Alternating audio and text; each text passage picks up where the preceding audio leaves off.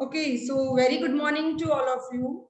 And today we are going to study about the last topic, just a very small topic, that is demonetization, the last topic from this chapter, business environment.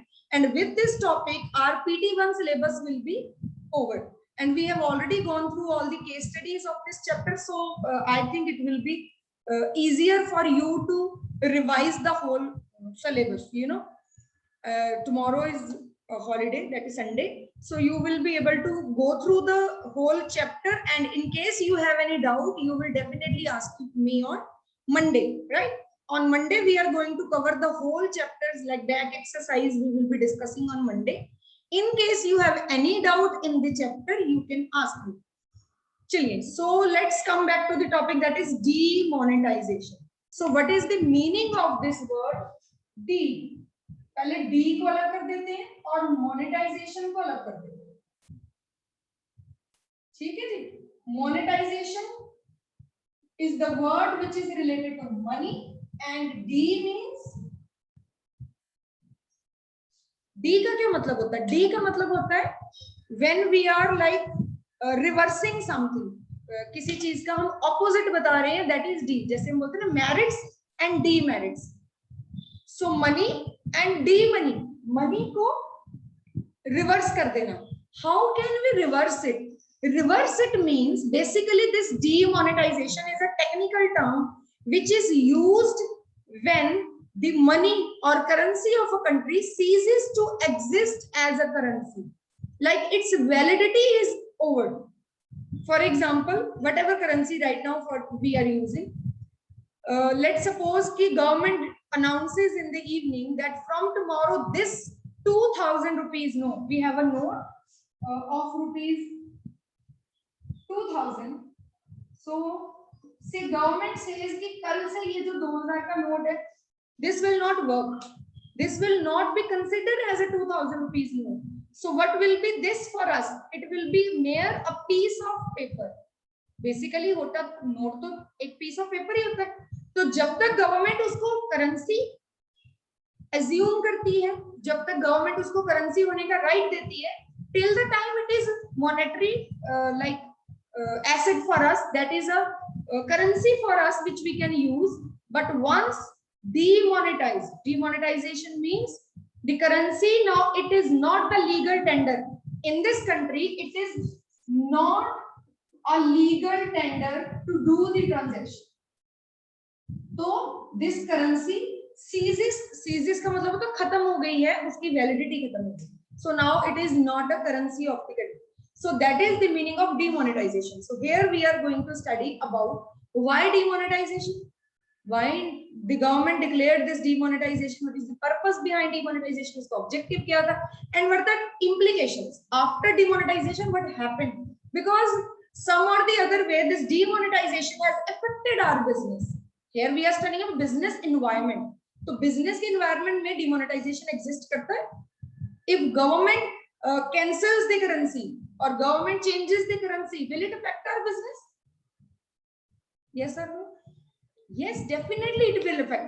Number one, जो भी हमारे पास cash है in our business, we have whatever cash we have, it will, we have to exchange that currency, change करानी पड़ेगी. Number two, all the customers जिनके ऊपर हमारा business depend करता है, they have a difficulty now.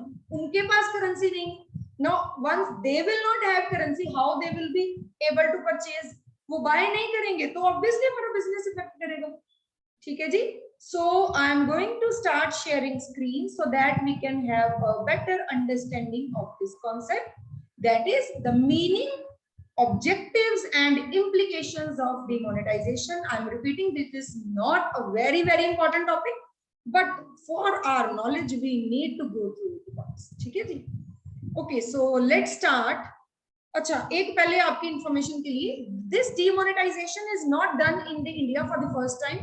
Earlier also in the year 1946 and then in the year 1978 and then in 2016, 3 times in India this demonetization has taken place. Now what is the reason why? Government को क्या अपनी currency नहीं पसंद आती, government कहती है आज से ये नोट कैंसिल, कल से नए नोट आएंगे जी, ये कलर हमें पसंद नहीं है, तो This is not that easy. There are so many reasons, 1,000+ reasons behind this.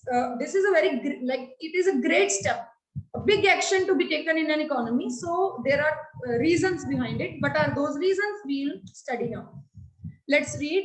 After demonetizing bank notes, कहता क्या हुआ? पहले ऊपर से definition पढ़ लेते. Demonetization refers to the act of scrapping a currency unit of its status as legal tender. तो उसका status था as a legal tender, but now its status has been scrapped, finished. आगे है. After demonetizing bank notes on the two previous occasions, that is 1946 and in 1978, government of India ने क्या किया? They decided to do it again. When? In the year 2016. As a result of the announcement, इस announcement में कौन-कौन से note बंद हुए थे? Which all notes were being cancelled? आप में से किसी को याद होगा? Yes, Kannab, you can tell. And 500 and 1000. 500, yes, 500 and 1000. ये जो दो नोट थे हमारे, उनको कैंसिल कर दिया गया.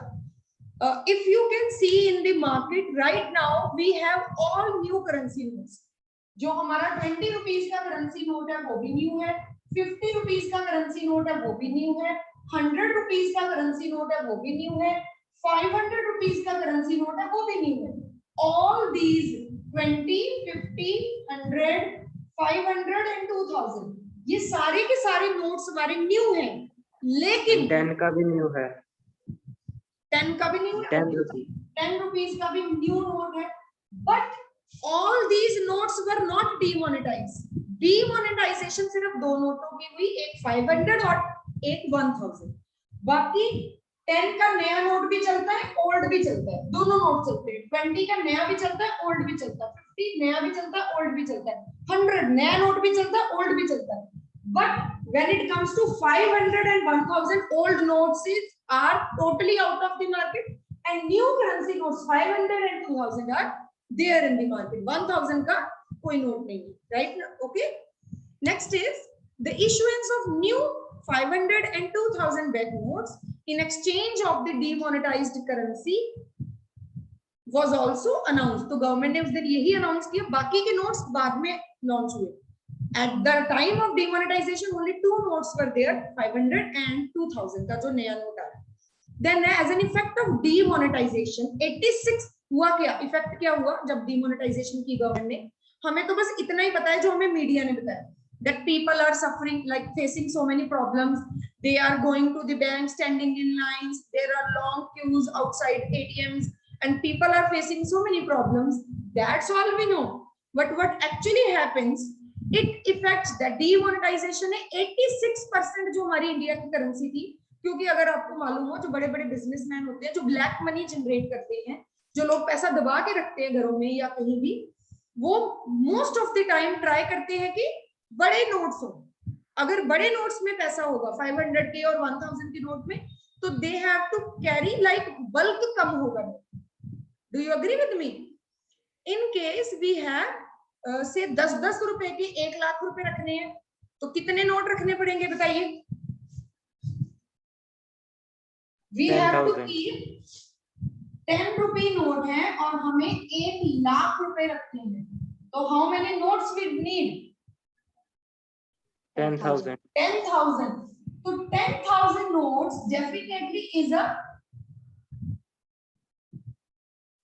Big thing. मतलब काफी ज्यादा है. 10,000 बड़ा होता है. और वही 10,000 की जगह अगर मैं यहाँ पे एक कितना था, ये 1 लाख था ना, अगर मैं इसको 10 लाख कर दूं, तो यहाँ पे नोट्स मेरे 1 लाख नोट्स बन जाएंगे.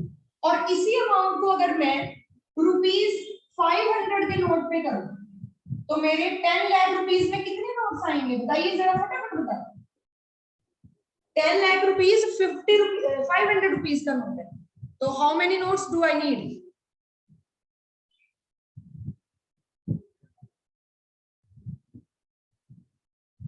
जल्दी, कितनी देर? 10,000 और 500. 2,000. 1000. 1000, 2000. 2000. Okay, so it will be 2000 notes. So beta, you can see there is a huge difference. There is a huge difference. यहाँ पे मुझे 1,00,000 नोट्स रखने हैं अगर मैं 10 रुपए के रखूं, और अगर मैं 500 के रखूं तो मुझे 2000 नोट्स रखने हैं।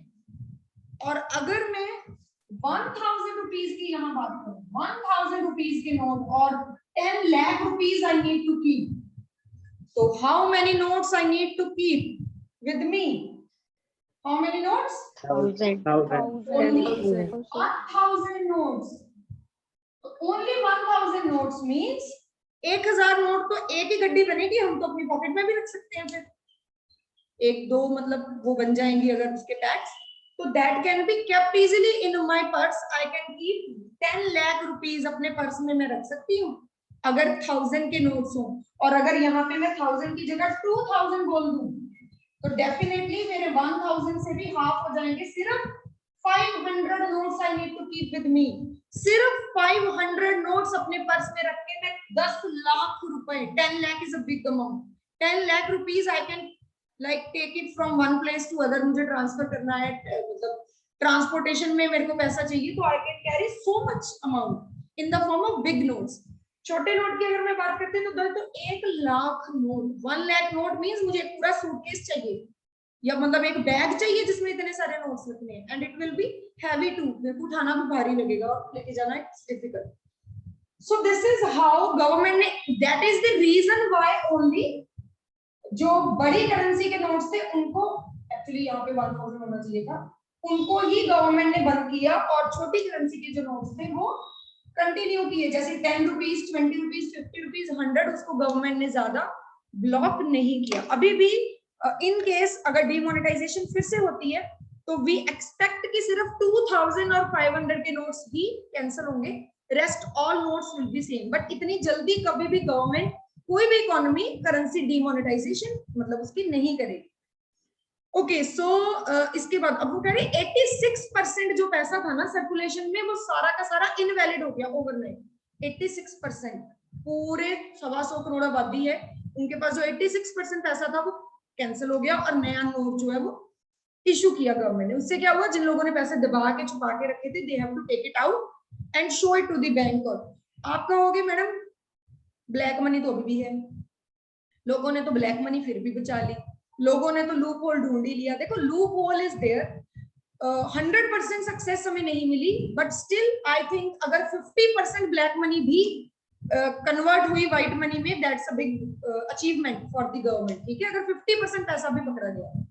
Okay, next is in order to exchange the invalid currency, demonetization की बात हो रही है। क्या हुआ था, जो इनवैलिड करेंसी थी उसको न्यू करेंसी नोट्स में एक्सचेंज कराना पड़ा।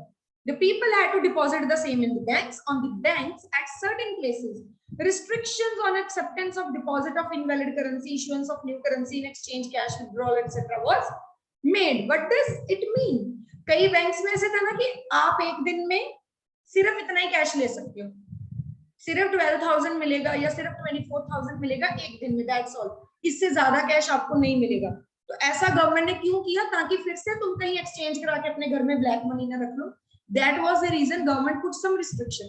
Moreover, आप जमा कराने जाते हो, ये लो 50 लाख जमा करवा दो, वो कहते कहाँ से आई, रिपोर्ट दो, डॉक्यूमेंट दिखाओ, डिटेल दो, is it a white money or black? So that was some of the steps which government took to curb, उसको कंट्रोल करने के लिए ब्लैक मनी जनरेशन। ओके जी, उसके बाद हमारे पास जो नेक्स्ट बेटे टॉपिक आ गया है, that is objectives of demonetization. See first point वही लिखा, टू कर्ब करप्शन। कर्ब का मतलब होता है कंट्रोल करना, कट करना, खत्म करना। ठीक है, to curb means to control, to curb corruption. This was the first point objective का which was in the mind of government, कि अगर हम डिमोनेटाइजेशन करेंगे, लोगों के पास ब्लैक मनी नहीं रहेगी, अगर लोगों के पास पैसा ही नहीं होगा तो वो करप्शन कैसे करेंगे। करप्शन समझते हो, जैसे ब्राइब दे दी किसी को, ब्राइबरी हम करते हैं, किसी गवर्नमेंट डिपार्टमेंट में जाके पैसा देते हैं तो कैश में देते, बैंक ट्रांजैक्शन तो नहीं करते। जब हमने किसी को से ब्राइब करना है तो क्या हम उसको बैंक ट्रांजैक्शन करते हैं? नो, अंडर द टेबल हम उसको कैश देते हैं।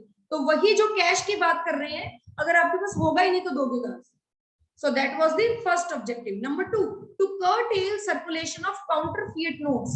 Counterfeit notes मतलब होते हैं जो डुप्लीकेट करेंसी होती है. आपने देखा होगा नकली नोट असली नोट. पहले सुनते थे ना 500 का नकली नोट कैसे चेक करना है, ऐसे करो लाइट में, green light, blue light, and इसमें लाइन होनी चाहिए, उसमें आरबीआई लिखा हो.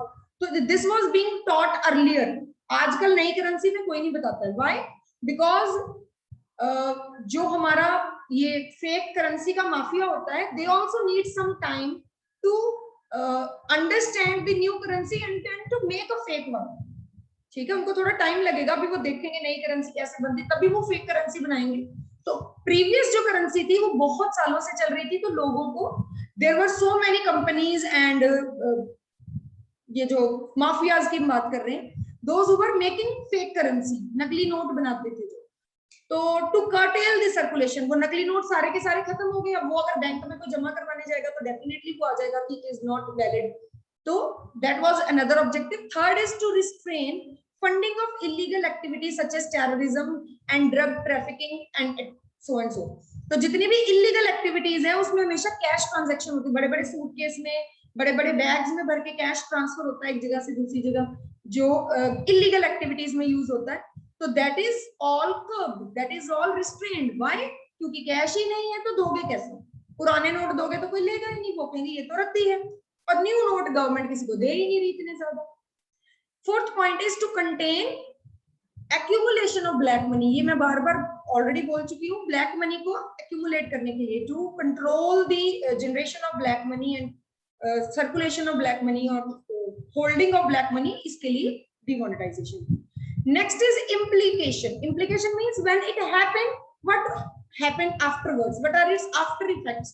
Implication क्या हुई demonetization को implement करके, क्या हुआ?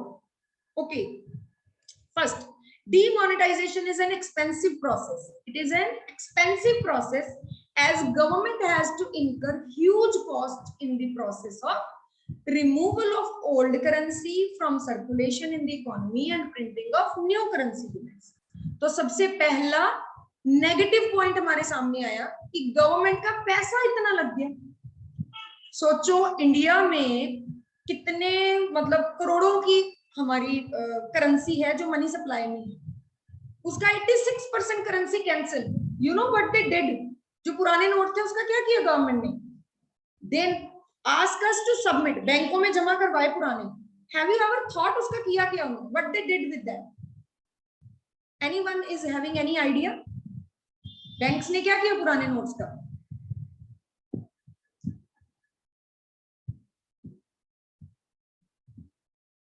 Yes? Anyone? चलिए मैं आपको एक थोड़ा सा ऐसे एग्जांपल देती हूँ. एग्जांपल नहीं मतलब एक बात सुनाती हूँ. Once I visited RBI along with the students. We have been for a visit to RBI. यहाँ पे तो हमारे RBI की ब्रांच नहीं है. Earlier I was somewhere else where there was a branch of RBI. So I visited that place. उन दिनों की बात है जब demonetization है, just after like कुछ months के बाद.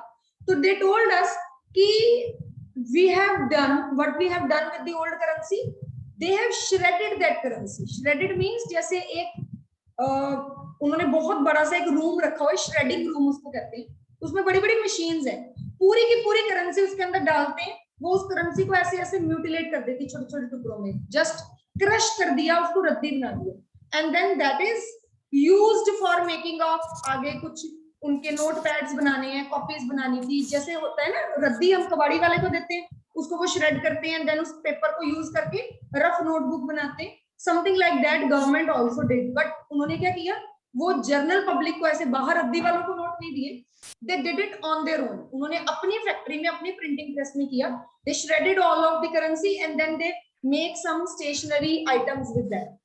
But that is also used only in the circulation of banks and RBI, not for the. आपको नोटबुक नहीं मिलेगी जो करेंसी नोट से बन के आई होगी मार्केट में, ठीक है? That is used for like their use only. So they shredded all the currency. Okay, so that is just for your information. Okay, number one. तो पहली बात उन्होंने बोली, it is a very expensive process. सारा पुराना पैसा खत्म किया, सारा पैसा, सारे पेपर को रद्दी डिक्लेयर कर दिया, and then they got new paper, new printing, so it was an expensive process. Number 2, the introduction of demonetization immediately affects the trade and consumption in the economy, especially if it is heavily dependent on the cash or monetary transaction. कुछ ऐसे businesses होते हैं जो चलते ही cash पे, जैसे बाजार में गए, कपड़े खरीदे, पैसा दिया, कपड़ा लिया, किसी भी और सब्जी मंडी में गए, पैसे दिए, सब्जी ली, like this. और कई ऐसे टाइप के businesses होते हैं जहां कैश में ही होती है ट्रांजैक्शन, मतलब 90% transactions are done in cash. ऐसे बिजनेसेस में इतना ह्यूज लॉस हुआ because people were out of money, पैसा है ही नहीं है, जिनके पास था उन्होंने बोला नहीं जरूरत के लिए रखते. So that was the problem at the time. What was the problem of cash. Holding of cash was not there, so people were not able to trade. Number 3, demonetization brings about a radical change in the economy by shifting focus of the people towards digitalization, cashless transaction, which promotes greater transparency. It is a positive impact. It is a very much positive impact in which we can see that the people in the country nowadays. Bete, I think someone's mic is on. Akshit Sharma. Okay. So I did that. Okay. So this is the positive impact of demonetization. Then the people. See, before demonetization, I never thought of going like इतना ज्यादा हम cashless नहीं होते थे. आज की date में छोटे से छोटी चीज भी अगर हम लेने जाते हैं तो we have phone, we have a code scanner in it, we just scan the code और पेमेंट डन. ऐसे ही होता है ना? यस और नो? पेटीएम एवरीवन नो, हर जगह छोटे स्कूटी पे पेट्रोल डलवाने भी जाओ तो वहां कोड स्कैन करते हैं. We are not in habit of keeping cash. और कोविड में तो वी अवॉइड, टोटली अवॉइड. मेरे पर्स में तो मुझे लगता है कई बार 100 रुपए भी नहीं होते होंगे. Because totally we are dependent on this digitalization. I have almost all the apps. जितनी भी apps हैं, कोड स्कैनिंग करनी है तो वो भी हम कर सकते हैं, करंट ट्रांसफर भी कर सकते हैं, अकाउंट में, मतलब 1000+ ways we have to make the payment except for cash. I don't have cash. I am not in the habit of carrying cash. And just like me, I think 90% of the population in India, they are doing the same. 10% are left जिनको अभी भी थोड़ा डर लगता है कि हमारे पैसे चोरी हो जाएंगे, नहीं फ्रॉड हो जाएगा, हैक हो जाएंगी आईडी या कुछ ऐसा. कई लोग ऐसे भी हैं जो अभी भी नेट बैंकिंग वगैरह यूज नहीं करते हैं, या फिर जैसे पेरेंट्स हैं जो अपने बच्चों पे अभी ट्रस्ट नहीं करते कि नहीं मेरा बच्चा है, कहीं गलती से पैसे कहीं और ना उड़ा दे. एक न्यूज आई थी ना कुछ साल पहले, कुछ मंथ पहले, कि वो पबजी में किसी एक बच्चे ने lakhs of rupees he has lost in purchasing that weapons which are there. तो न्यूज में कितने दिन वो चलता रहा. So this is a true threat actually, कि जो बच्चे हैं आप लोगों की एज के, they are not like so aware of where to spend the money and where not to. तो आपको अकाउंट आपने एक बार लिंक किया तो every time it is deducting on its own, and it's happening to me too, to everyone I think so. Like once I have put my details of my credit card or debit card in some app. जैसे कोई एक app थी से Amazon Prime, उसकी मैंने subscription ली, तो now they have my details of the card. So after the subscription will get over, it will automatically subscribe for the next time. They will not ask me again. So this is how the money is going. Digitalization में थोड़ा सा awareness यहाँ पे हमें चाहिए, but otherwise it is a good thing. आगे इन्होंने लिखा digitalization के 3 तरह के हमारे सोसाइटी के सेक्टर्स बना दिए digitalization में. पढ़ लेते हैं. The poor people who do not own cell phones are digitally excluded. अब जिन लोगों के पास फोन ही नहीं है, वो किस कोड को स्कैन करेंगे और किसकी पेमेंट कैसे करेंगे? तो they need cash. घर से कैश लेके जाते हैं, जो भी लाना है ले आते हैं. Number 2, the less affluent people with regular features phones who are becoming part of digital economy through Jan Dhan accounts and RuPay cards. तो कुछ ऐसे भी लोग हैं जिनके पास फोन है पर छोटे मोटे फोन है, जिनके पास ज्यादा एडवांस फोन नहीं है. ऐसे लोग जो धीरे धीरे डिजिटल सोसाइटी का पार्ट बन रहे हैं. हाउ? क्योंकि government is opening accounts. Jan Dhan योजना आपको पता होगा, फ्यू इयर्स बैक ये हुए थे, जिसके अंदर सब लोगों के बैंक में अकाउंट खोले गए थे. RuPay cards are being provided to them. So once they will get card, they will get used to. Phone नहीं भी अच्छा होगा तो कार्ड स्वाइप करना तो सीख ही लेंगे. And the third one is the affluent people who own smartphone and who are fully conversant with digital transaction. I think all of us, आपको भी मेरे को भी, we all are in this category. जिनके पास स्मार्टफोन है, they know how to use.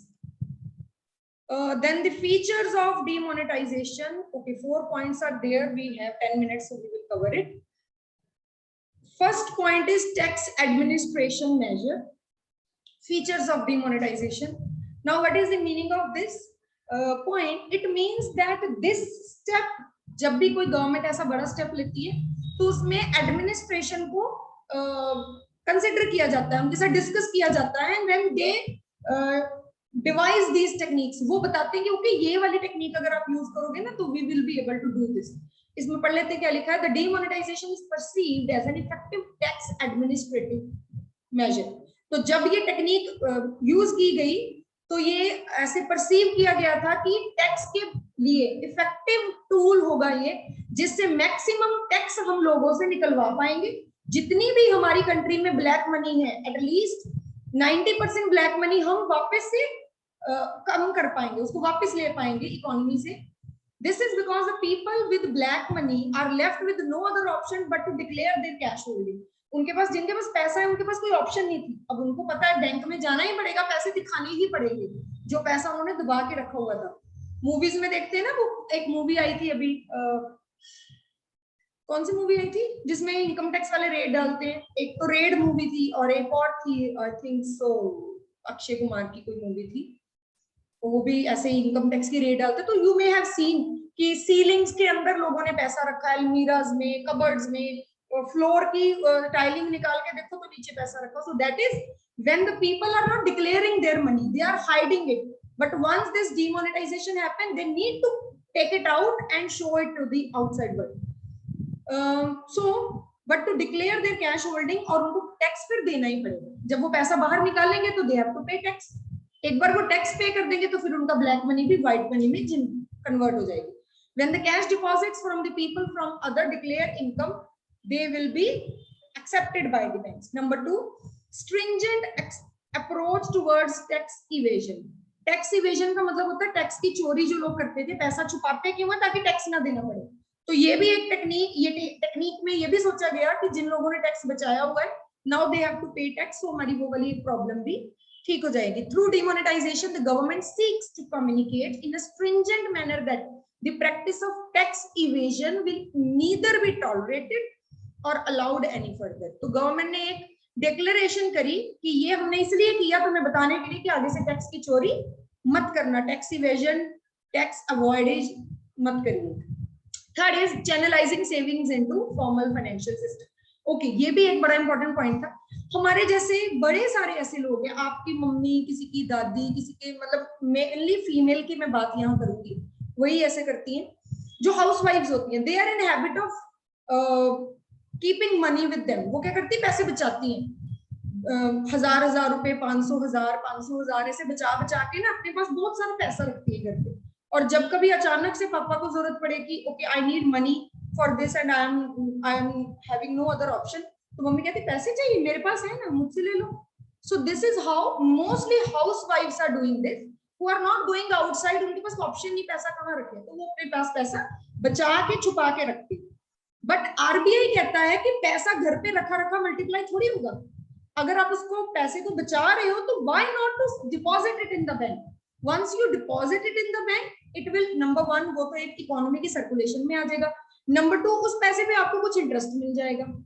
So this is what government wants, कि लोगों के घर में जो पैसा औरतों ने बचा के रखा है या छुपा के रखा है, उसको निकाल के फाइनेंशियल सिस्टम, मतलब बैंकिंग सिस्टम में लाया जाए.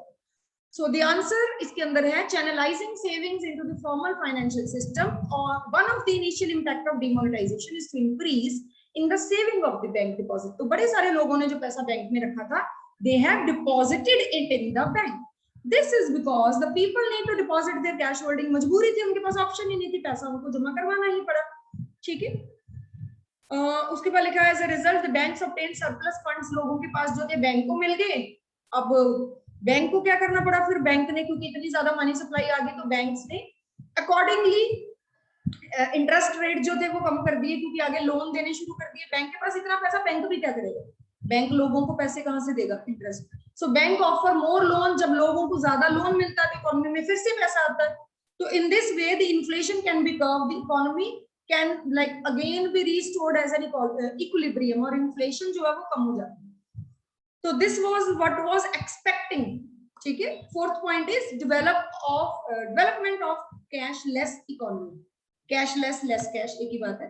तो ये भी एक पर्पस था हमारा फीचर कि हमारी इकोनॉमी कैशलेस हो जाए, और वो आई कैन सी मोर और less we are now into a cashless economy, है ना. हम कहीं भी I don't think we are paying cash, we are just showing our card and then we are just going. अपना card आप swipe करते हो, नहीं तो कोड स्कैन करते हो, एंड दैट्स ऑल. आजकल तो एटीएम भी नहीं. आई डोंट रिमेम्बर मैं लास्ट टाइम एटीएम कब गई थी. I don't remember actually. हमें जाना ही नहीं पड़ता है एटीएम. सारे पैसे फोन से ऐसे खत्म हो जाते हैं. Everything whatever you want to do you can do with your phone. Phone लो, सब कुछ उसमें ही है. आपने शॉपकीपर से कुछ लेके आना है, घर का राशन लेना है, electricity bill, everything whatever you think of item, phone will be the solution to the same. So that's why it is said that phone is very much personal. अपना फोन किसी को नहीं दें, क्योंकि फोन में बड़े ज्यादा हमारे पासवर्ड्स होते हैं, और anyone can misuse your finances, your financial transactions. So it requires a very high tech security system which is there in the country. Sometimes there are loopholes, but otherwise it's safe. So I prefer all of you to, next time you also go to the market, try to be cashless. Digitalization को prefer करिए. हम पढ़े लिखे लोग हैं, हमें देख के और लोग भी प्रेफर करेंगे. ठीक है जी. So that's all for this chapter. Nothing is left now.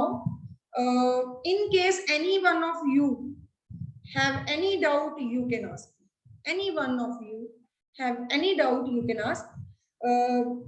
Let us recall the whole chapter once, whatever we have studied. First we will study, we have studied about meaning of business environment.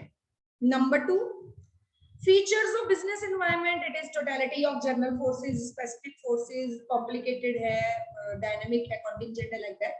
Third, we studied about importance of business environment. What is the first mover advantage hai, threats or opportunities ko pata chalta hai, and so and so. Fourth one, we studied about dimensions of business environment and its concepts. Dimensions, which all dimensions are there? Social, political, technological, economical, and legal. 5 dimensions of business environment we have studied. And then we studied about the implications of new economic policy. 1991 policy launch. What are the features? LPG के meaning, उसके impacts, and then about the after effects of LPG policy. What were the changes in the economy? Business में क्या changes आए due to 1991 policy? And today we have studied about demonetization, why it happened, what are the features, what were the objectives and implications of demonetization. So that's all for this chapter. I repeat, for board point of view, CBSE board point of view, 3 questions from this chapter can come. 1 mark question carrying any one point of feature of business environment.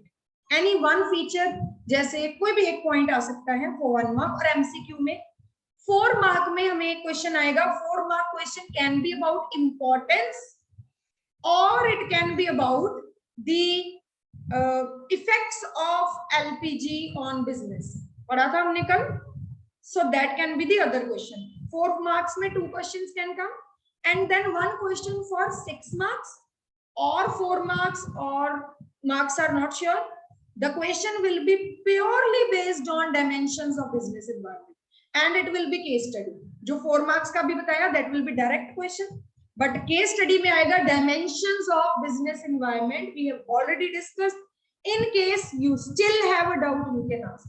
Day before yesterday, I have sent to you the homework of business studies. Have you all done that? Crossword puzzle and MCQs I have sent. Done or not? Yes or no? I can't see your faces. You are not nodding. Not even reacting. No. Okay, no problem. Tomorrow is Sunday, so you can do it now, and like today or tomorrow, and then on Monday we are going to discuss the answers for the same. Right? That's all from my side for this class. In case you have any doubt, you can ask me.